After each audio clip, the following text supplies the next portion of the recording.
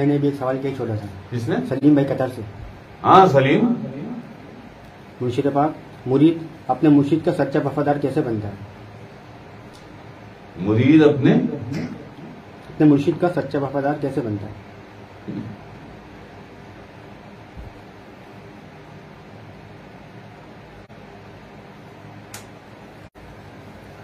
यार ये छोड़ो, सच और झूठ क्या है, सच्चा वफादार झूठा वफादार, ये सब छोड़ो यार बेकार। एक बात समझ, एक बात अच्छी तरह समझ,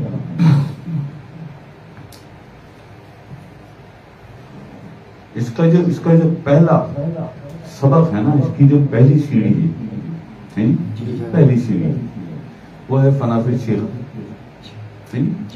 फनाफिल शेख में आप अपनी मर्जी और इख्तियार से नहीं आ सकते कि आप अपने मन में समझेंगे मुझसे ज्यादा वफादार कौन, मुझसे ज्यादा मुर्शिद की मोहब्बत और अकीदत में डूबा हुआ और कौन। ये सारा कुछ आपके मुर्शिद, कब कौन सी चीज, कौन सी अदा आपकी उसे अच्छी लग जाए और वो अपनी एक मखलूक आपके कल्ब में, जो बड़ी खास मखलूक होती है, आपके कल्ब में डाल दिया। आज से आपका प्रोसेस शुरू हुआ फनाफिल शेख वाला, फनाफिल शेख वाला। ये फनाफिल शेख का जो प्रोसेस है ना, ये सब पीछे रखा रह जाता है।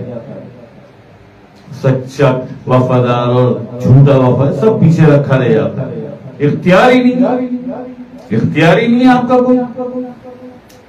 अब तो वो जो मखलूक उसने डाली आपके कल्ब में, अब तो सारा इख्तियार उसका है। बात ये जब वो आ जाती है तब ये सारा सच है, सारी वफादारी है, और खेल सारा ये तेरे शेख के हाथ में है। वो तो बस तुझे देखता है, तुझे वॉच करता है, कभी कभी लानत मलामत भी करता है, और ऐसी मलामत करता है कि तू बिलक बिलक के रोता है, तड़प तड़प के रोता है।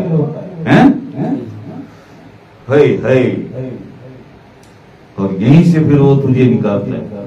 तो सुल्तान साहब फरमाते हैं ना, सुल्तान बाहू की ये जो तरीकत की खाइयां हैं, ये जो खटियां हैं, ये जो भूल भुलैयां हैं, अगर शेख की उंगली, शेख का दामन हाथ में ना हो तो निकल नहीं सकते कभी इनसे।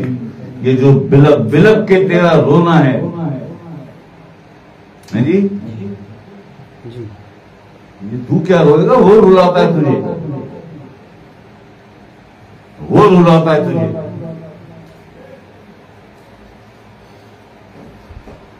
तो ये है सलीम, इसमें कोई कुछ भी नहीं है, कुछ भी नहीं है इसमें मसला। अल्लाह बा खैर कर देगा।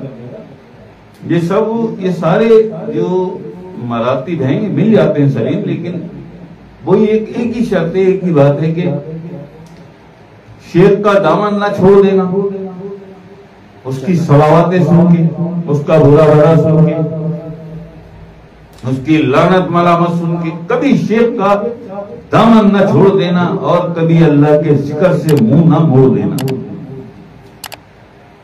कभी अल्लाह के जिक्र से मुंह न मोड़ देना।